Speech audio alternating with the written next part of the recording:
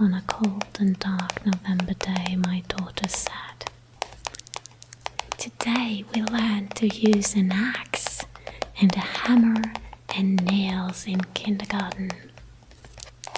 I wondered, are they actually part of a reality show like The Island? What I do know, however, is that my children are better prepared than I am. If Judgment Day or Tribulation suddenly should come, a normal 5-year-old in Norway can't read the alphabet, but they can probably drill a well in a frozen lake or find food in the forest for lunch.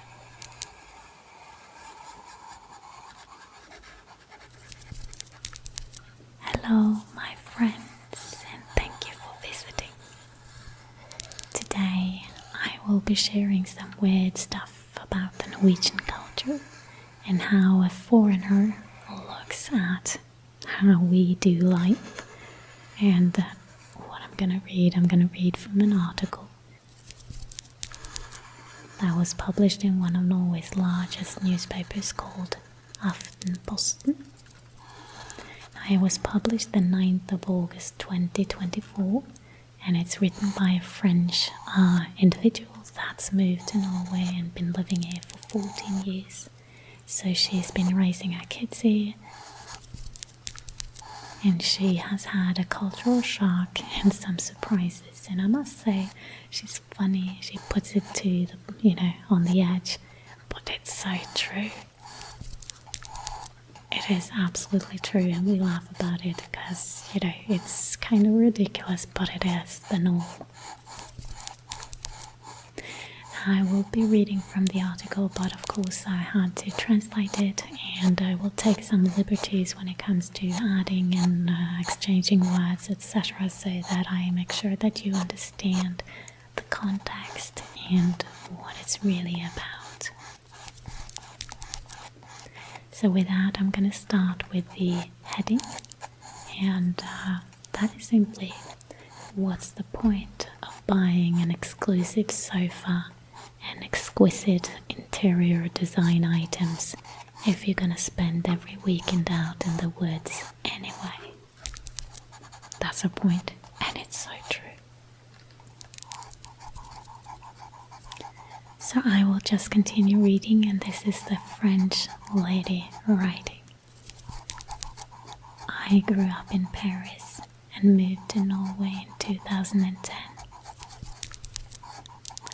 I've always been fascinated by the duality Norwegians have when it comes to navigating between high-end and impeccable styled interiors and long weekends spent peeing outside without washing at all, voluntarily. So yeah, it's a weird culture. We have this natural thing about it, that's for sure. The Norwegian philosophy, out for a hike, never ever grind, is difficult for many of us who have come to Norway as adults and are desperately trying to fit in. I knew Norway had magnificent nature, but I only wanted to look at it, not really touch it. But guess what? If you're gonna live in Norway, you definitely have to put your hands and feet directly in it and bathe in it. I quickly understood that outdoor life was an absolute must if I ever wanted to be part of this country. Now this is what I've learned.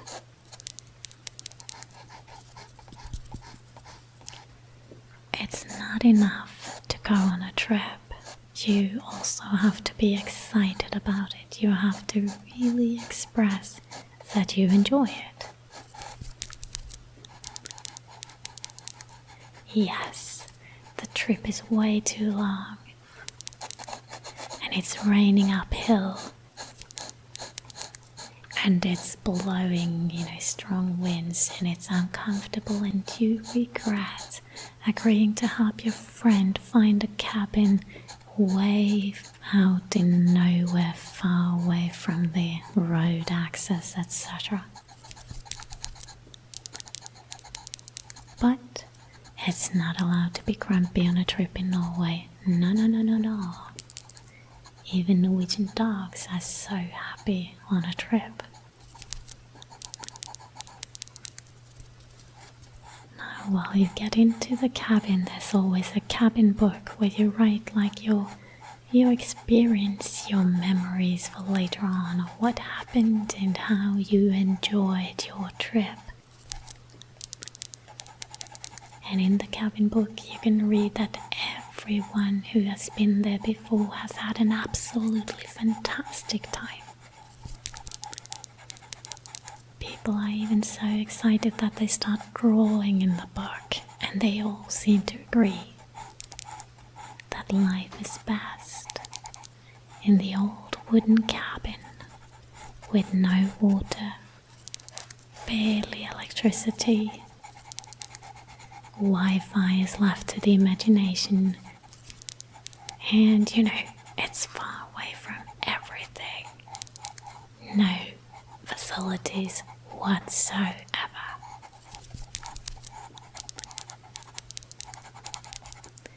As for the level of difficulty, the harder the better. I have a neighbor in Oslo who drives really expensive, nice car. He loves the luxury. And he loves cabin tours. He explained to me one time that the point of hiking is to have a rough time. He came home one time saying, "We were starving. We were freezing.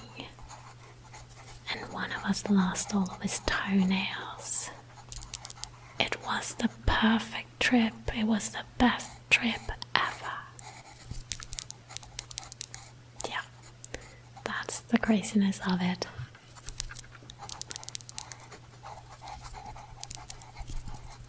And here's another rule. Everything tastes good out in the woods or up in the mountains.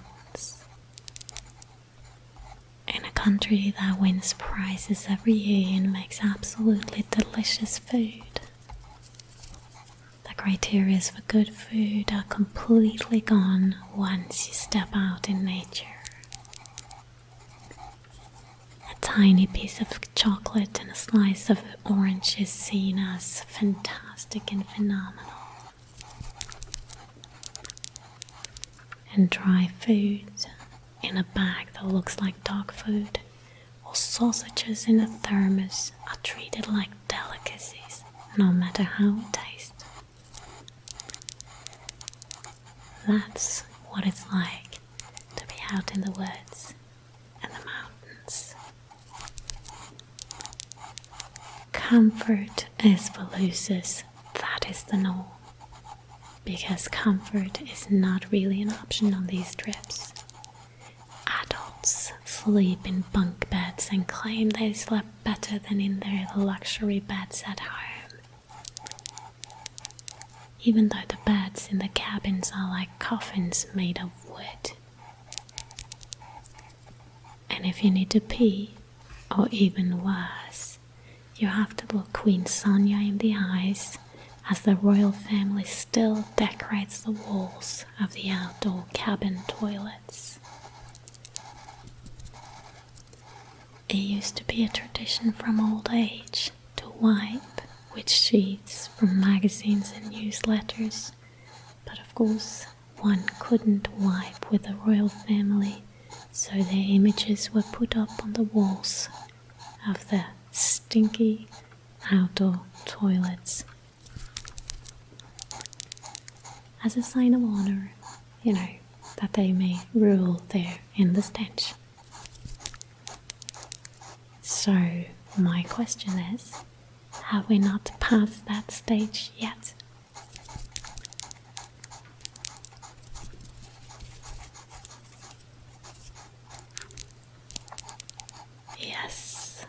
comfort is for losers. Isn't it charming to have to climb a fence and walk through a few hundred meters of a muddy semi-swamp with your rolling suitcase to get to the cabin? Well, of course, there's a few stones and planks that have been laid out to step on so you won't get too muddy. It's no problem. Been there, done that. And yes, it is the norm. I grew up in an apartment with a splendid view to the French exquisite architectural monuments. The cultural crash caused by the Norwegian culture of cabin life and hiking made me wonder,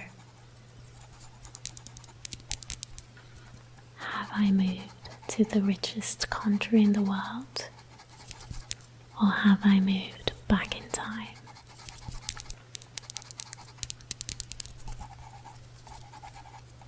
Knowledge of art, literature and history is status in France. In Norway, being sporty and vigor and vitality is how you impress, and if you combine it with being out in nature, you're a legend. Nature is also status for children, and kindergartens with large outdoor areas have waiting lines, and they cost extra, because it's typical Norwegian to pay more to not get any facilities. They want it bare, plain nature with nada.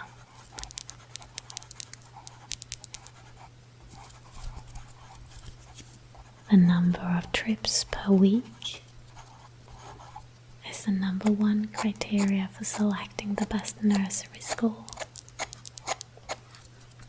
A mother once told me in all seriousness, I don't know if my daughter will be happy here. The staff are skilled and the educational plan is great, but there's not enough trees in the outdoor area. The baby was 10 months old and couldn't walk yet at that time. I mean, it's ridiculous. But yes, this is how we think, this is how I think also. I would not want to have a kindergarten without, lots of trees and nature area untouched by man. Yes, that's what we want. Here's another juicy one. Norwegian kids sleep outside. You may think it's gibberish, but no, Scandinavians claim it's good for the lungs. Personally, I believe it's more to do with a Viking inherited badass mentality, but they don't seem to understand the point. They think it's normal.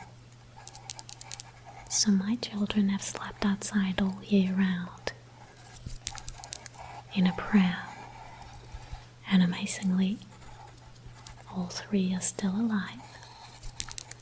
And the strangest thing is that they continue to love sleeping outside. At Easter, they slept in a snow cave they had built themselves, while I sat inside in the warm, cozy living room enjoying a glass of wine and wondered, where did the upbringing go wrong?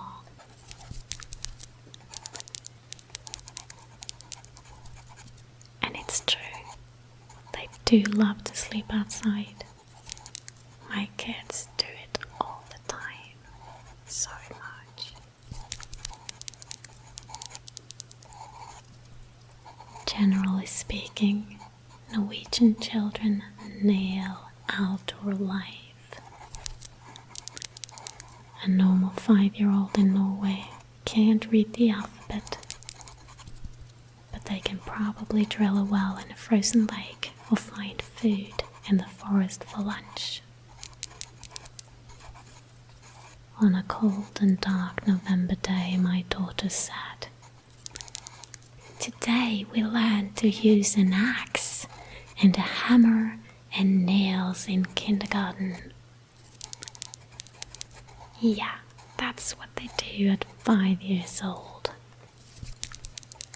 We built a table in the forest, yay! Isn't that what all kindergarten kids do? Well, in Norway they do. And now she talks about her daughter. She's become an expert on animal poop. Yay, that's gross. They search the forest and analyze what they find. I wondered, are they actually part of a reality show like The Island? What I do know, however, is that my children are better prepared than I am if Judgment Day or tribulation suddenly should come. My 6-year-old daughter already has more medals from orienteering than my entire French family over 5 generations.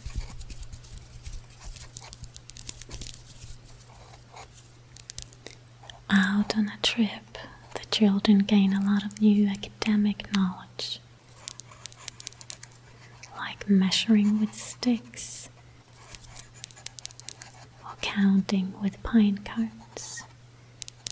They develop a rich vocabulary as well and know that snow can be dry, hard, squishy, wet, heavy, and yellow. Each with a different word so that they know how to pronounce it properly. And last but not least, if you are going on a trip, you should have the right equipment. If you're going to cycle to work, you better look like you're going to Tour de France.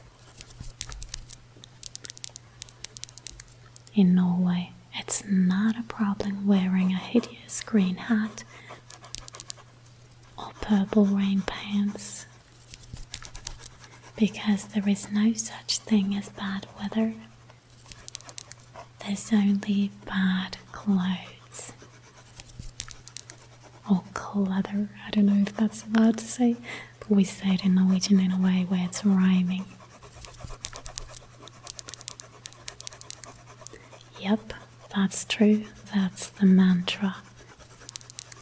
There's no bad weather, because the truth is there's so much bad weather all the time.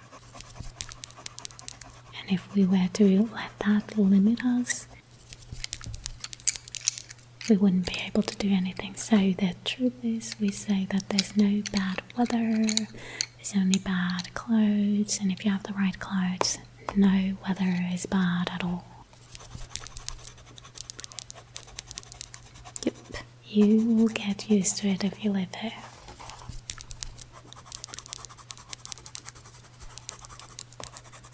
And the article continues. I realized how Norwegian we had become the last time we visited our family in Paris. My 4-year-old daughter stopped every 50 meters to admire dog poop.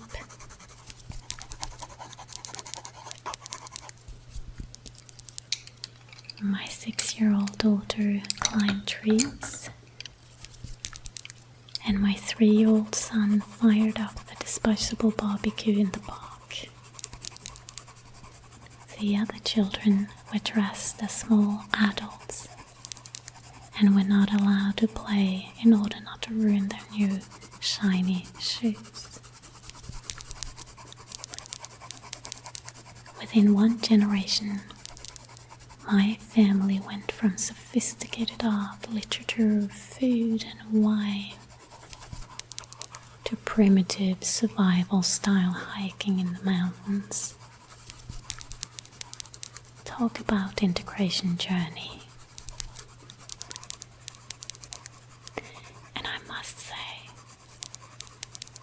that with this article she is absolutely nailing the essence of a cultural thing that is so Norwegian. And even here at the homestead, I love the simple things. You see me out in the garden, I have so many things that I appreciate that are just straight from the nature, and I don't want the neighbors, I don't want the noise, I don't want the facilities that are destroying it.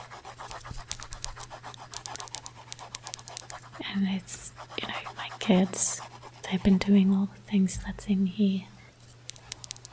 I always went to a kindergarten that is full of, trees and natural resources where they can play and climb the trees. One year, that was early in school, they learned to ski very, very well because they had to.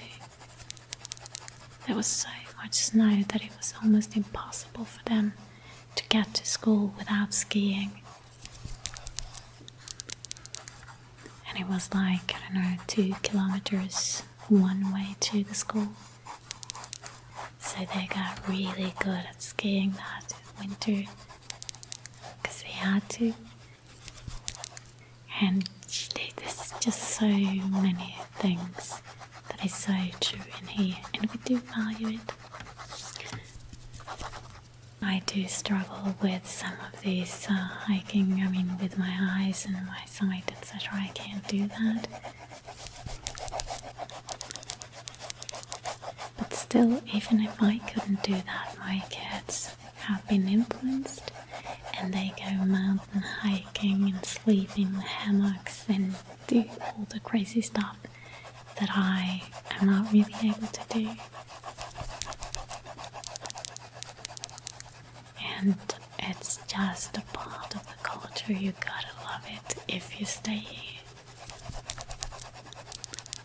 Anyway, I thought I wanted to share this article because I thought it was funny and interesting, and it's true. And you get a little view of some of the sides of the Norwegian life and culture. And then, of course, normally I have videos with my homestead and everything that's going on there, and if you like that kind of stuff, then don't forget to subscribe.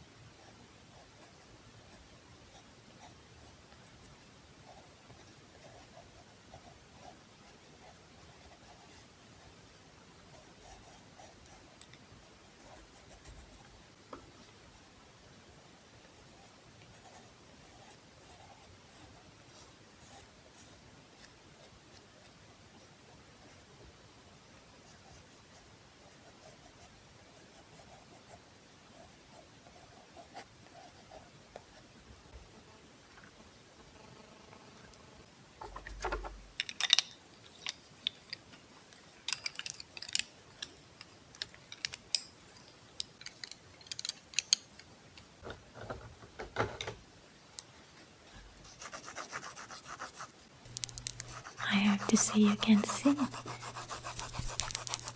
Have a blessed day or a blessed night. Sleep well.